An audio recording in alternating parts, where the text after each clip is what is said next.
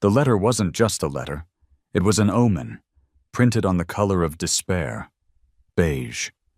A specific, soul-crushing shade of beige, like the waiting room of a government office where dreams go to be filed in triplicate and then lost.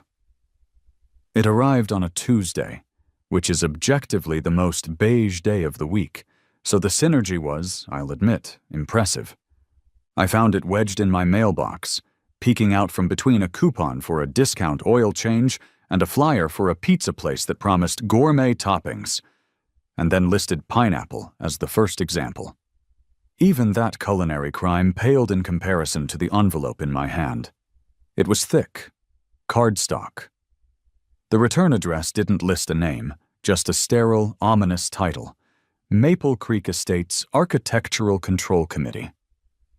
Oh no, I muttered to my dog Buster, a golden retriever with the IQ of a doorknob and the emotional intelligence of a Zen master. He wagged his tail, blissfully unaware that our suburban tranquility was about to be violated. Inside, my home office was my sanctuary. It was a comfortable mess of dual monitors, a sprawling graphic design tablet, and shelves lined with Funko Pops and vintage sci-fi novels. It was the one place in this neighborhood of militant conformity where I could be myself. Maple Creek Estates was sold to us on a promise of harmonious living. What they meant was aggressively monotonous living. Every house was a variation of the same 3 models, painted in one of 5 approved shades of off-white. Lawns were manicured to within a millimeter of their lives. Individuality was a rumor, a ghost story whispered by the rebellious few who dared to put up their Christmas lights a week before Thanksgiving.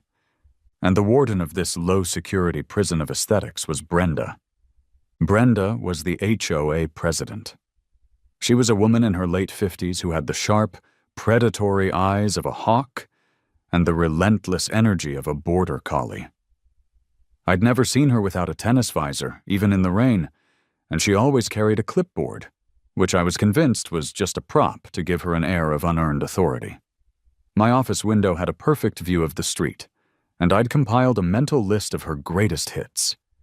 I'd seen her measure a neighbor's grass with a tape measure. I'd witnessed her time, with a stopwatch, how long it took the guy at number 17 to bring in his trash cans after pickup.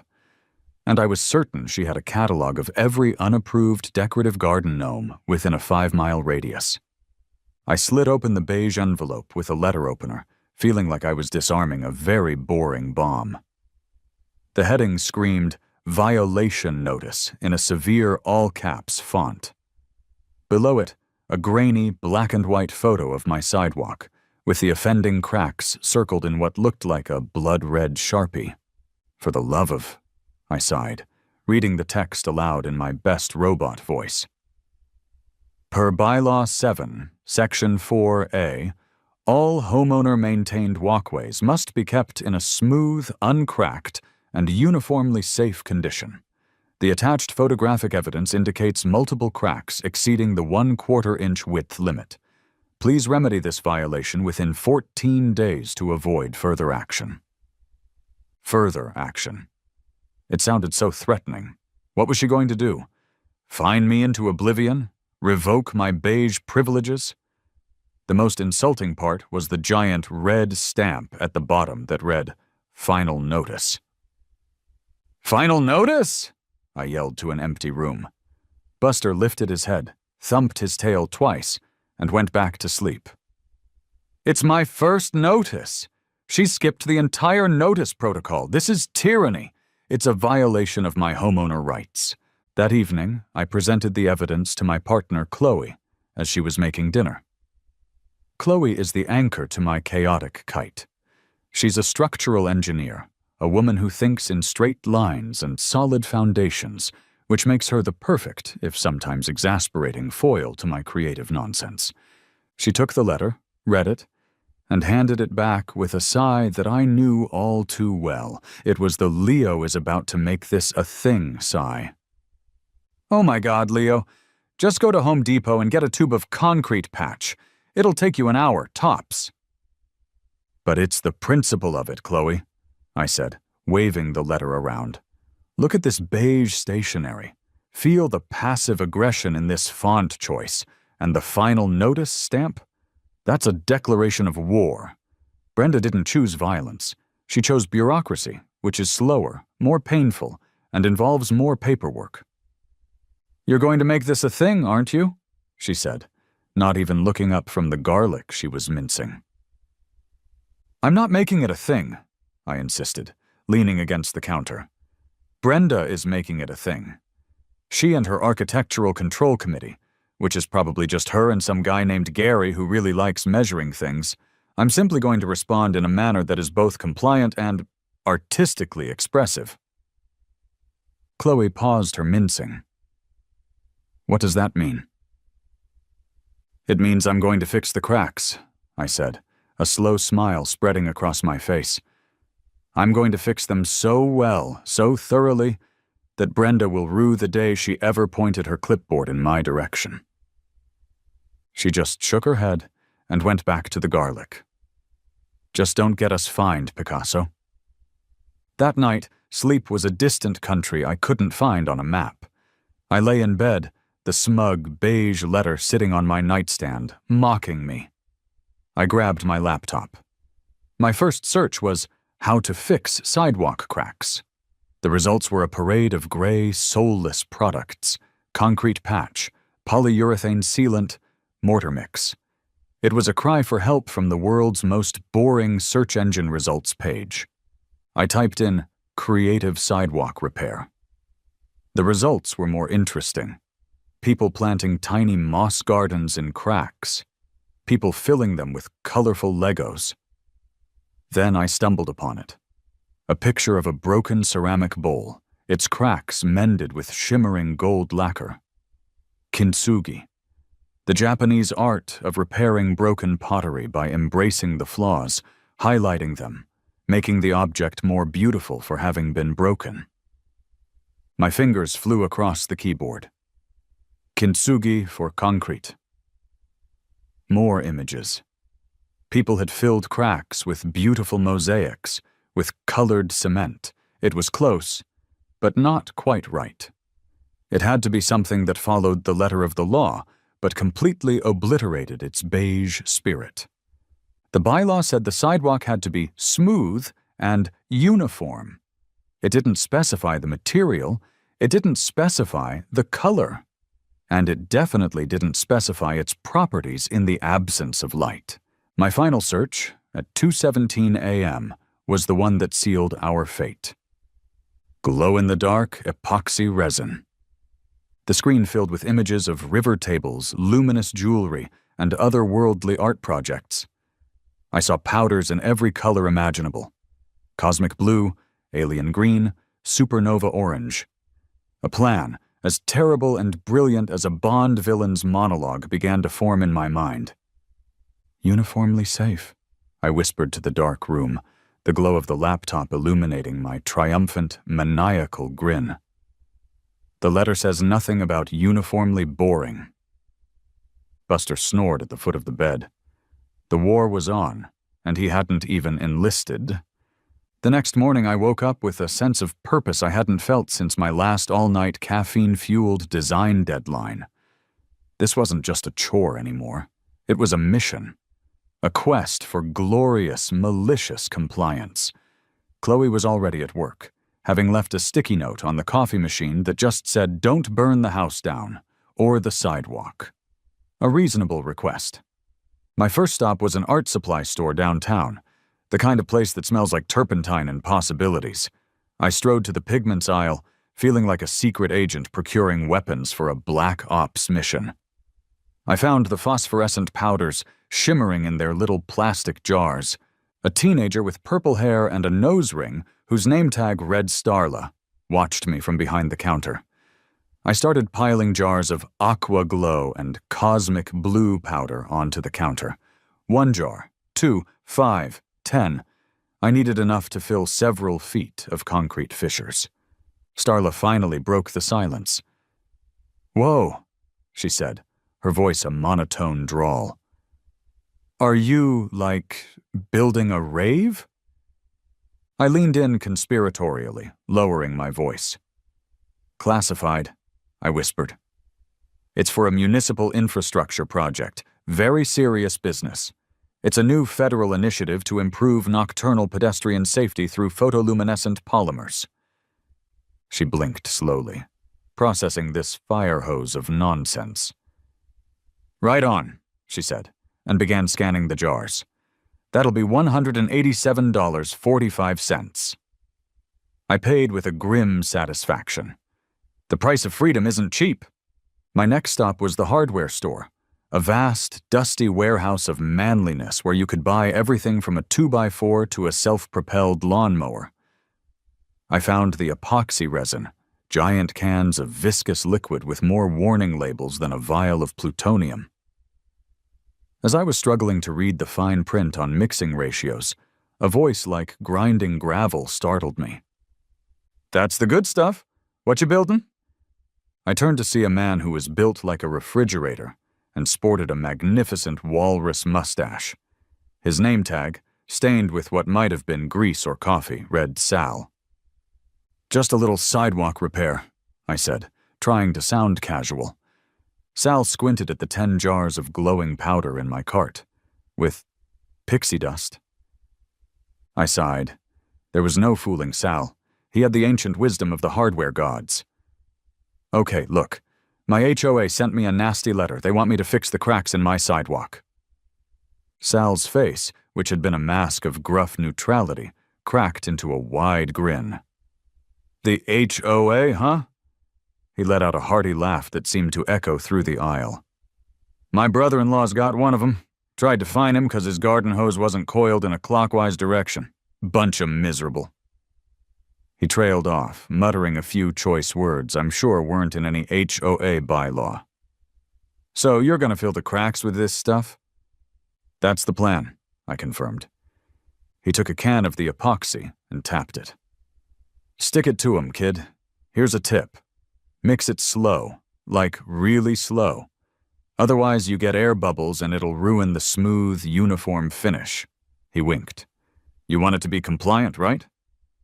Exactly, I said, shaking his calloused hand. Sal was a patriot, a true ally in the war against beige. Back home, I suited up. Safety goggles, an old band t-shirt, and a pair of nitrile gloves. I looked less like a DIY enthusiast and more like a low-budget version of Walter White. The first step was cleaning the cracks.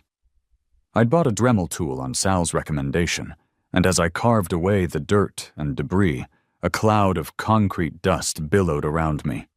I was a suburban pig pen, creating a masterpiece through grime. Buster watched from the safety of the living room window, his head cocked in deep confusion. Then came the moment of truth. I poured the epoxy resin, Part A, into a large bucket. It was thick and clear, like industrial honey. Then came Part B. The chemical reaction began immediately, warming the bucket. And finally, the pixie dust.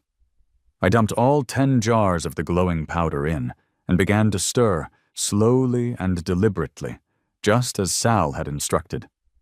The mixture swirled, transforming from clear to a milky, ethereal blue. It was mesmerizing. I felt like a wizard brewing a potion of petty revenge. As I was kneeling, ready to pour, a shadow fell over me. Doing a little repair work, Leo? It was Gary. Gary was Brenda's loyal lieutenant, a man whose entire personality consisted of khaki shorts and an almost pathological need to know everyone else's business.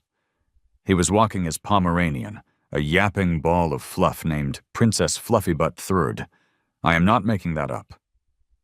Just complying with Bylaw 7, Section 4A, Gary, I said, not looking up from my bucket of glowing goo. Making the community safer, one crack at a time, for the children. Looks blue, Gary observed, peering into my bucket.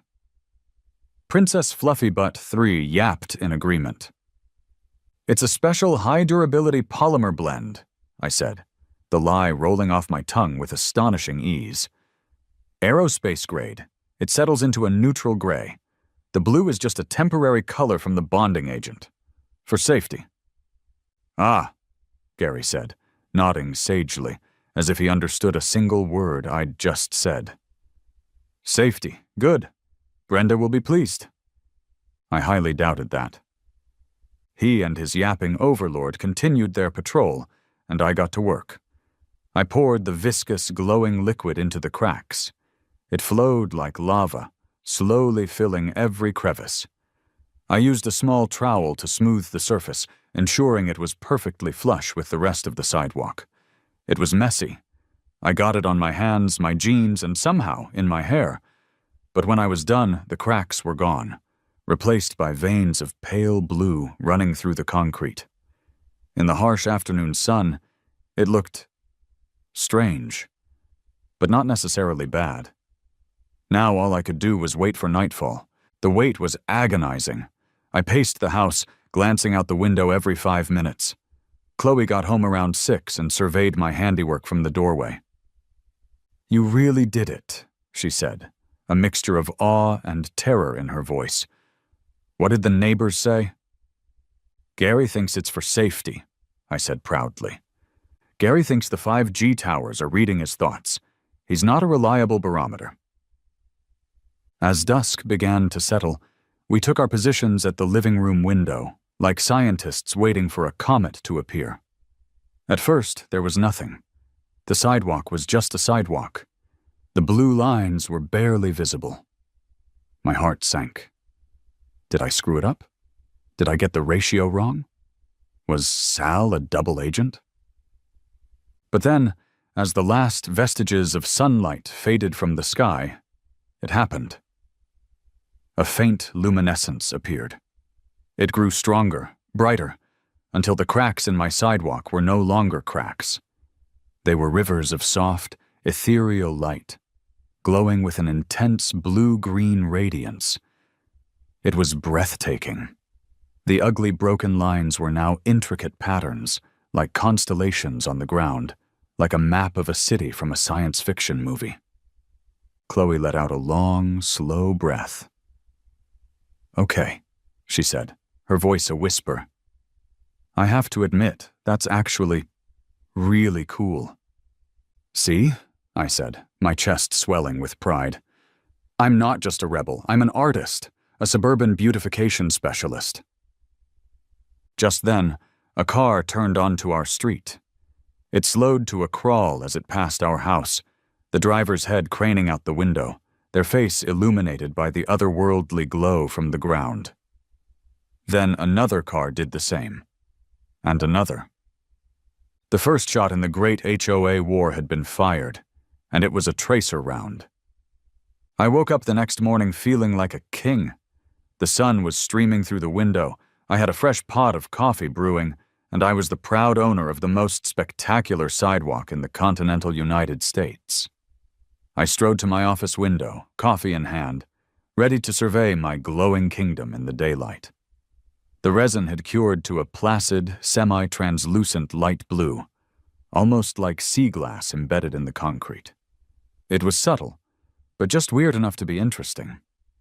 The real show, however, was happening on the sidewalk itself. A small congress of neighborhood children was gathered, crouched down, tracing the glowing lines with their fingers as if they were magical ley lines. One of them, a little girl with pigtails, was hopping from one line to another, a custom-made hopscotch grid. It was the most life I'd ever seen on this sterile stretch of pavement. A little farther down the street, my neighbor Tom Miller, from house number 32, was getting his newspaper. He caught my eye, grinned, and gave me a hearty thumbs up. This was good. I was a man of the people, a hero to the children, a champion of cool stuff. Then I saw her. Across the street, Brenda was standing on her perfectly edged lawn, clipboard clutched to her chest like a ballistic shield. She wasn't moving. She was just staring, her face a frozen mask of pure, unadulterated rage. Her visor was pulled down so low it practically touched her nose. but I could feel the heat of her glare through the double-paned glass of my window. Beside her, Gary was pointing, his arm jabbing at the air in the direction of my house, his mouth moving a mile a minute. I couldn't hear him, but I was pretty sure he was no longer convinced the blue was a temporary bonding agent. The calm before the storm was over. The storm was here, and it was wearing a visor. I didn't have to wait long. She marched across the street with the determined stride of a drill sergeant heading toward a sloppily made bed. Her sensible walking shoes barely made a sound on the asphalt, a terrifying silence that preceded her arrival. I met her at the door, leaning against the frame with what I hoped was an air of casual indifference. "Maxwell," she said. Her voice was clipped, devoid of any warmth. It was the verbal equivalent of her beige stationery. "What is this?" She gestured vaguely at the sidewalk, as if it were a crime scene. "Good morning, Brenda. Lovely day, isn't it?" I chirped, taking a deliberate sip of my coffee. "To what do I owe the pleasure?" "Don't play coy with me," she snapped. "The sidewalk." "Ah, yes, the sidewalk," I said, feigning sudden realization. "I fixed it. Got your letter and everything. Complied immediately. All the cracks are filled, perfectly smooth and uniform. No more tripping hazards. You can rest easy." "It's glowing," she said, the word coming out like she had tasted something foul. "Yes. Isn't it great?" I beamed, launching into the speech I had been rehearsing in the shower. "It's a new safety feature. It's made of a photoluminescent polymer composite. It absorbs latent UV radiation during the day and then provides gentle, eco-friendly, ambient illumination at night.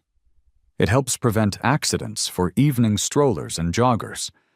It's a win-win for community safety and the environment." I almost convinced myself. Brenda was not convinced. She was already flipping through the thick 3-ring binder she'd brought with her, the sacred text of the HOA bylaws. Her finger stabbed at a page. "Aha! Section 12, subsection C. All exterior modifications, including but not limited to paint, siding, and fixtures, must be selected from the pre-approved Maple Creek Estates color palette. I've checked. There is no cosmic blue or radioactive alien green on this list." I took another sip of coffee, stalling for time. "A brilliant point, Brenda. A truly masterful citation of the sacred texts. However, you'll note that subsection refers specifically to paint, siding, and fixtures. This is none of those. This is a structural crack filler, a utilitarian compound. It's infrastructure, not decoration. And if you read the fine print on Bylaw 7, the one you cited in your letter to me, it says nothing about the color of repair materials. Loophole, Brenda. A glorious, glowing loophole." Her face went through several shades of red. It was like watching a mood ring on a very angry person. She was sputtering, flipping through pages, trying to find a rule, any rule that I had broken. The children were still playing on the sidewalk behind her, their laughter the soundtrack to her defeat. She finally slammed the binder shut. "This is not over, Maxwell," she hissed. "You have made a mockery of this committee. You will be hearing from our lawyer." She spun on her heel and marched back across the street, Gary scurrying behind her like a pilot fish after a particularly grumpy shark. I watched them go, feeling a surge of adrenaline. This was way more exciting than kerning fonts all day. The next phase of the war began online. That afternoon, Chloe sent me a link with the message, "OMG, you're famous." It was a TikTok. A high school kid from down the street, username at Ski8Airboy99, had filmed it the night before. The video was a sweeping shot of the sidewalk, glowing in all its glory, set to a dreamy synthwave song. The camera panned up to show our house number, then back down to the hypnotic lines. The caption read, "My neighbor is fighting his HOA in the coolest way possible. #glowwalk #HOA wars #Epoxy rebellion #suburban legend. The video had 50,000 views, and it was climbing, fast. The comments were a waterfall of support. "Not all heroes wear capes," one read. "That HOA president is about to have a glowing aneurysm," read another. Someone else wrote, "I want to live on that street." The court of public opinion had convened, and the verdict was in my favor. Of course, Brenda had her own court. 2 days later, a second envelope appeared in my mailbox. This one was bright red. It looked like a blood oath. Inside, another notice. This time it wasn't a warning. It was a fine. $500 for unapproved aesthetic modification and creation of a public nuisance. I held the notice up for Buster to see. "Public nuisance," I scoffed. "The public loves it. The kids are using it for a nighttime disco. I saw Mrs. Henderson from number 40 admiring it on her evening walk. Brenda's just mad because she can't find the photons for unapproved glowing." Chloe was less amused. $500, Leo? This is getting expensive." "It's not about the money, Chloe," I said, my voice filled with dramatic conviction. "It's about freedom. It's about light.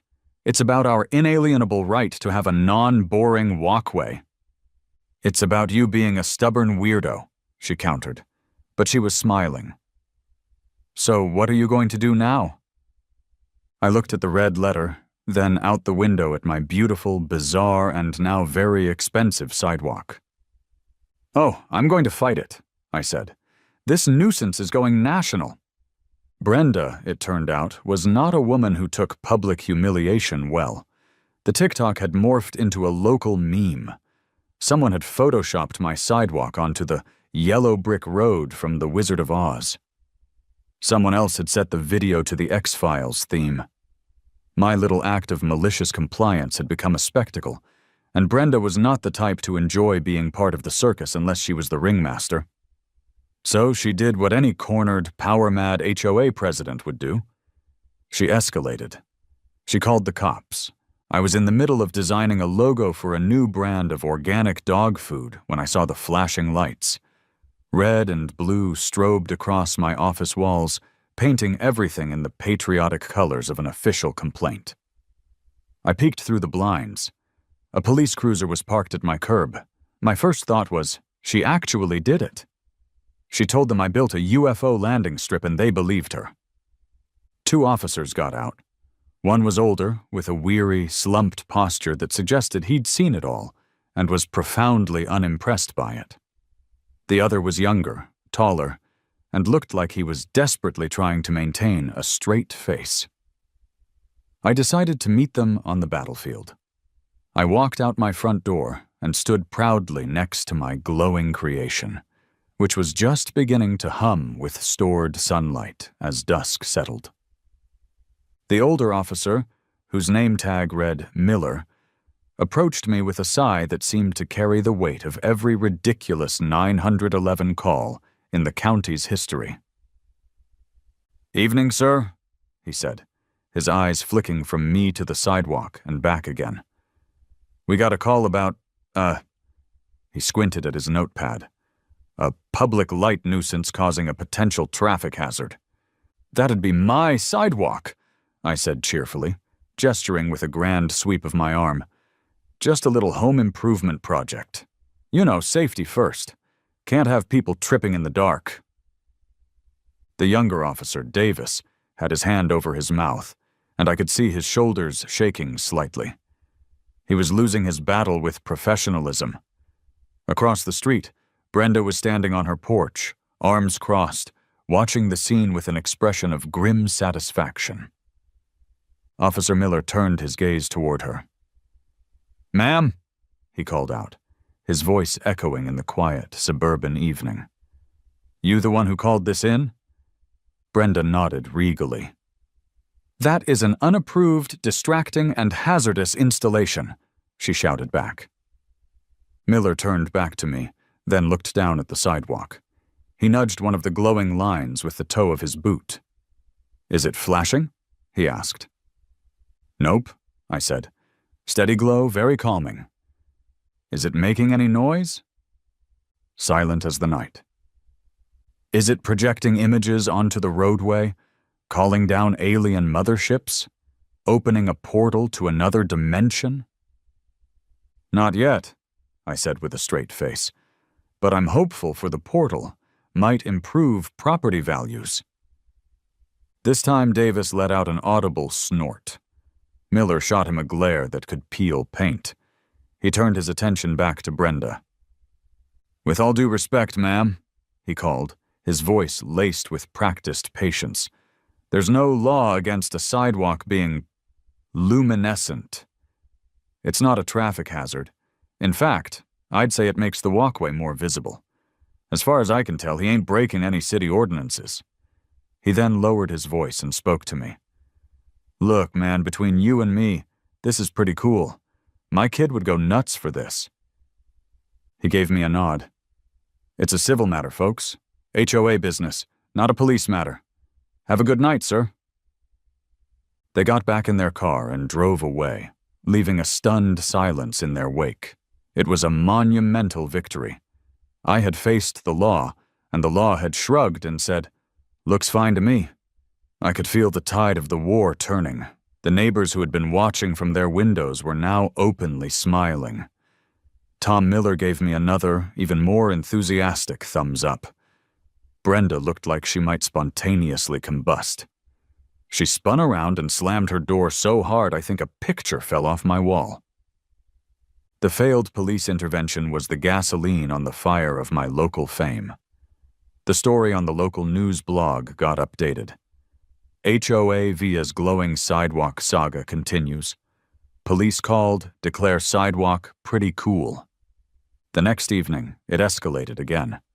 A van from Channel 8 News parked on the street. A reporter with impossibly perfect hair and a microphone with a fluffy wind guard on it was walking up my driveway. Her name was Cynthia. She was here for a human interest story. It's about the little guy, she'd said on the phone. It's about creativity in the face of conformity. Chloe was mortified. They're going to put you on TV, Leo. Our neighbors are going to see you. My mother is going to see you. I'll be a star, I said, striking a pose. A voice for the voiceless. A light for the lightless. The interview was a masterclass in surrealism. I stood on my lawn, the glowing sidewalk providing a dramatic, otherworldly uplighting. So, Leo, Cynthia began, her smile bright enough to compete with the epoxy, what motivated you to take such a unique approach to sidewalk repair? Well, Cynthia, I said, adopting my most serious, civic-minded tone, it all started with a deep and abiding respect for the bylaws of my community. The HOA sent me a very official-looking letter ordering me to fix the cracks. And I believe in not just meeting expectations, but exceeding them. This isn't just a repair, it's a revolution in pedestrian safety. So you'd say this is primarily a safety feature? She asked, leaning in. Absolutely. The photoluminescent matrix provides zero-carbon off-the-grid illumination. It increases visibility, reduces the risk of stumbles, and frankly, it brings a sense of wonder and joy to the neighborhood. Look at the children. They love it. This is the safest and happiest sidewalk in the entire state of your state here. The segment aired on the 10 o'clock news. They intercut my interview with shots of the kids playing on the sidewalk and a quick, blurry shot of Brenda peering angrily through her blinds. They even interviewed a law professor who confirmed that most HOA regulations on repair materials are vaguely worded and ripe for creative interpretation. Watching it later with Chloe, I felt a surge of triumph. The news had painted me as a quirky, lovable folk hero, a suburban David fighting the beige Goliath. An artistic visionary, Chloe said, quoting the reporter's closing line. She shook her head, but she was laughing. You are completely out of control. I'm not out of control, I corrected her. I'm just glowing with the flow." She threw a couch cushion at my head. The war was far from over, but for the first time, I knew without a doubt that I was winning. Brenda, having been thwarted by public opinion and local law enforcement, decided to abandon the hearts and minds approach and go straight for the jugular, or in this case, the concrete. If she couldn't legally compel me to remove my masterpiece, she would do it herself. It was the HOA's nuclear option. She was hiring a contractor to forcibly demolish the offending section of my sidewalk and pour a fresh, boring, gray slab in its place. The bill, of course, would be sent directly to me, along with, I assumed, a hefty inconvenience fee for having to deal with my nonsense. I found out via another letter, this one delivered by certified mail, requiring a signature. It was on crisp white linen paper, a significant upgrade from the beige and red. This was their "We are very serious and have spoken to a lawyer" stationery. It informed me that a licensed and insured contractor will be on site on Friday at 9 a.m. to perform mandatory remediation of the non-compliant walkway, and that any interference would be met with further legal action. Interference? She didn't know who she was dealing with. Interference was my middle name. Friday morning arrived with a sense of impending doom. I sat in my office, sipping coffee and watching the street like a soldier in a trench. Right at 9 a.m., a truck rumbled into view. It was a beat-up, rust-colored Ford F-150 that looked like it had survived a demolition derby. It groaned to a halt in front of my house, and a man emerged from the driver's side. He was a mountain, easily 6'4", with a beer belly that strained the fabric of his faded work shirt and arms as thick as tree trunks. He had a magnificent, bristly walrus mustache and a face that looked like it had been carved from granite by a very tired artist. He looked like he ate gravel for breakfast and washed it down with motor oil. My heart sank into my socks. This was it. This was the guy who was going to murder my art. He lumbered to the back of his truck and pulled out a sledgehammer. A sledgehammer? Theatrics, Brenda. A nice touch. I knew a direct confrontation was a losing battle. I couldn't outmuscle this guy. I had to outthink him. I put on my friendliest face, grabbed 2 bottles of cold water from the fridge, and walked outside. "Morning," I said with all the cheer I could muster. "You must be the contractor. I'm Leo." The man grunted, sizing me up. He looked from my slippers to my nerdy t-shirt, then at the glowing sidewalk, and back to me. His expression was unreadable. "Gus," he rumbled. He gestured with the sledgehammer. "I'm here to rip this out." "Gus, great to meet you," I said, extending a bottle of water. "Hot one today. Figured you could use this before you start the, remediation." He hesitated for a second, then took the water, his massive hand swallowing the bottle. He twisted the cap off and downed half of it in one go. "Look, Gus," I started, deciding to go for broke. "Before you start swinging that thing, which, by the way, is a magnificent sledgehammer, truly top tier, can I just tell you the story behind this sidewalk? Just so you know the full context of the art you're about to destroy." He raised a skeptical eyebrow, but leaned the sledgehammer against his truck. "Art. A masterpiece of suburban rebellion," I declared. I gave him the whole story, the beige letter, the final notice, Brenda and her clipboard, Sal at the hardware store, the TikTok, the cops, the Channel 8 news segment. I laid it all out, not as a whiny complaint, but as the ridiculous, epic saga it had become. I showed him the TikTok on my phone. Gus watched the video, his expression unchanging. He looked at my sidewalk, shimmering faintly in the morning sun. He looked at Brenda's house, where I could see the blinds twitching. He looked back at me. He took another long drink of water. A slow smile spread across his face, cracking his stony expression and making his mustache twitch. Then he let out a booming laugh, a deep, rumbling sound that shook the quiet morning air. "A hazardous chemical spill," he roared, slapping his thigh. "That's what the dragon lady told me on the phone. Said it was a dangerous, uncontained substance." "Does it look like a chemical spill to you, Gus?" I asked, a grin breaking out on my own face. "Kid," he said, wiping a tear of laughter from his eye, "this is the funniest damn thing I've seen in 30 years of pouring concrete. You got guts, real guts." He finished his water, crushed the bottle in one hand, and tossed it into the back of his truck. He pulled out his phone. "What's the dragon lady's number?" I gave it to him. He put the phone on speaker and jabbed the screen with a sausage-sized finger. He winked at me. The phone rang twice before Brenda picked up. "This is Brenda." "Yeah, Brenda, it's Gus, the contractor. I'm out here at the Maxwell property." "Excellent," she chirped, her voice dripping with venomous glee.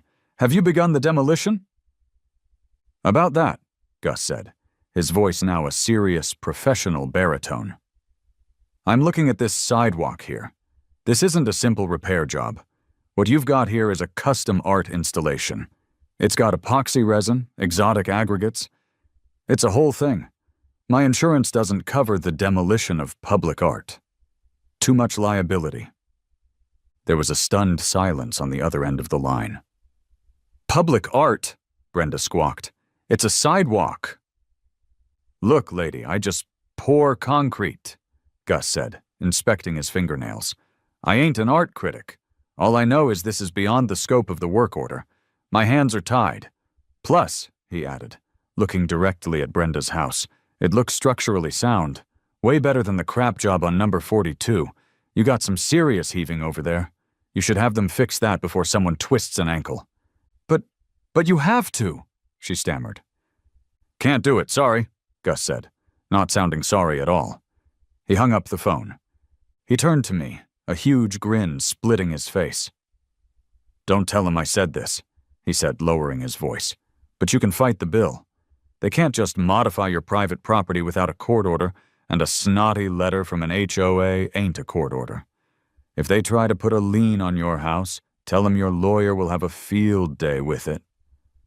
He clapped me on the shoulder, a friendly gesture that nearly sent me sprawling into the bushes. "You keep fighting the good fight, kid." He got back in his truck, gave me a final parting toot of the horn, and rumbled off down the street, leaving me standing alone on my sidewalk, victorious once again. The blinds on Brenda's window snapped shut. The professionals had been called in, and they had officially joined the rebellion. Brenda was out of options. Her foot soldiers, the cops, had defected. Her hired muscle, Gus, the concrete king, had turned traitor. The public was overwhelmingly on my side. She was a general with no army, fighting a war with nothing but a binder full of rules that no one else seemed to care about. So she did the only thing she had left to do. She went full politician.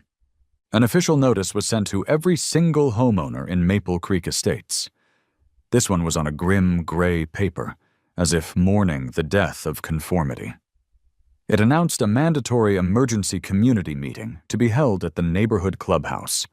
The agenda had only one item: a vote on Amendment 14B to Bylaw 7, Section 4A.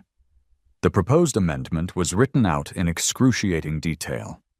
It sought to explicitly define approved sidewalk repair materials as standard concrete patch or mortar mix, gray in color, and, for good measure, it included a clause banning any and all luminescent, reflective, scintillating, phosphorescent, or otherwise attention-grabbing substances. She'd basically just Googled synonyms for shiny. This was it. The final showdown. The OK Corral, but with bad coffee and uncomfortable folding chairs. "This is serious," Chloe said, reading the notice over my shoulder. "She's trying to change the law. If this passes, your glowing loophole is gone." "She can try," I said, a fire in my belly. "But she's forgotten one thing. This is a democracy, a deeply flawed, pedantic, and often pointless democracy, but a democracy nonetheless. So, what's your plan? Chloe asked. You're going to have to speak. You're going to have to convince them. I know, I said, and I have the perfect weapon. The night of the meeting, I prepared for war.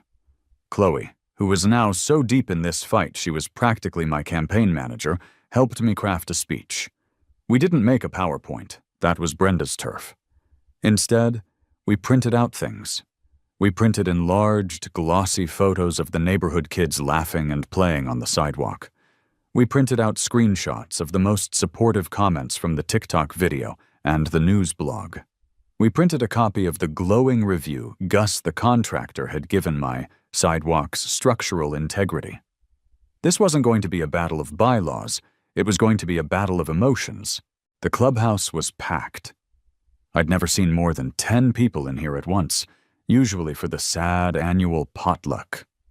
Tonight there must have been over 100. The air was thick with tension and the smell of stale popcorn. You could practically see the dividing line down the middle of the room. On one side sat Team Brenda, a collection of older, stern-faced residents who probably ironed their socks. Gary was in the front row, looking like a nervous little bird. On the other side sat Team Leo, the Millers, the family with the teenagers who filmed the TikTok, a bunch of younger couples who had waved at me, and, to my surprise, Sal from the hardware store. He'd told me his brother-in-law lived in the neighborhood and had called him as soon as he heard about the meeting.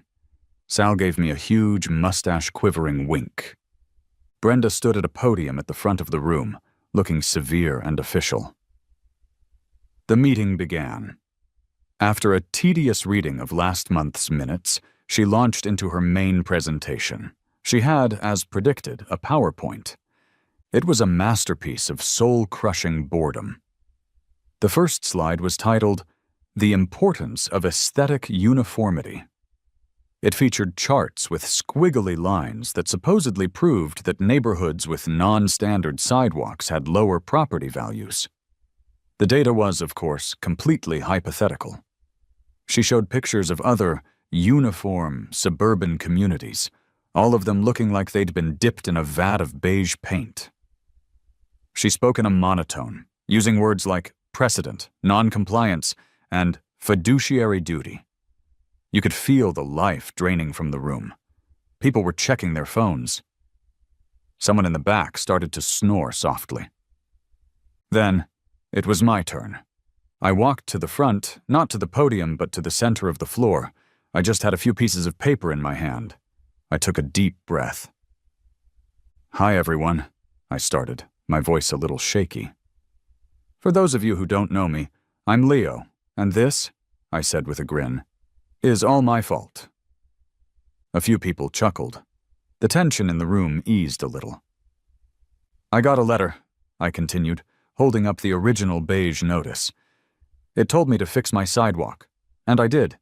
Now, I'll admit I did it in a silly way. A weird way. A way that Brenda is probably right to call attention-grabbing." I looked over at Brenda, who was glaring at me. "But then a funny thing happened," I said, my voice growing stronger. "The day after I fixed it, I saw something I'd never seen before. A dozen kids were on my sidewalk. They were playing. They were laughing. They invented a new game on the spot. I've met more of my neighbors in the past 2 weeks than I have in the 2 years I've lived here. Gus, the concrete guy, a man who knows more about sidewalks than all of us combined, called it a masterpiece." I held up the picture of the kids. Brenda's presentation is about rules. It's about property values and uniformity. And I get that, I really do. But it misses the point. A neighborhood isn't just a collection of houses that all look the same. It's a community. It's the people who live in them. And what does a community need? It needs connection. It needs joy. It needs, well, every now and then, it needs a little bit of light in the dark. I looked around the room, making eye contact with my neighbors. This glowing sidewalk has become a landmark. It's weird, sure, But it's our weird landmark. It's a story we can tell. Don't vote for more rules. Don't vote for more beige. Vote for a little bit of fun. Vote for a little bit of glow. I finished, and for a moment there was silence. Then, Tom Miller started clapping. Sal from the hardware store let out a whoop, and then the whole side of the room erupted in applause. Brenda, looking rattled, called for the vote. All in favor of Amendment 14B, please raise your hand. A smattering of hands went up on her side of the room. Gary's shot up so fast he almost hit himself in the face. I counted about 15. All opposed? Brenda asked, her voice tight. A forest of hands shot up. My hand, Chloe's, the Millers, Sal's, dozens of them. It wasn't even close. A murmur went through the room. The amendment was defeated, overwhelmingly. I had won. The crowd started cheering. People were patting me on the back. It was surreal. I looked over at Brenda. She stood alone at the podium, her face pale. She slowly gathered her papers, her hands trembling slightly. She didn't look like a tyrant anymore. She just looked defeated. For the first time in this whole ridiculous war, I actually felt a tiny pang of pity for her. The battle was over. The glow had won. In the days following the town hall showdown, a strange thing happened. I became a reluctant local celebrity. My sidewalk was now officially a neighborhood landmark. People would take detours on their evening walks just to pass by my house. I'd be out watering my plants and a car would slow down, the driver pointing and saying to their kids, "See, that's the glow-in-the-dark sidewalk." I was the Banksy of the suburbs, a guerrilla artist whose medium was concrete repair. The HOA, forced into a corner by the will of the people, sent me one final letter. This one was on plain white paper. It was a single sentence stating that the $500 fine had been rescinded. There was no apology, no acknowledgement of the ridiculousness of it all, but it was a surrender.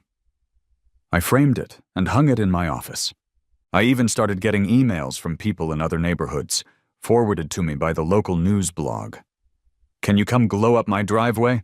My HOA is trying to fine me for my pink flamingo."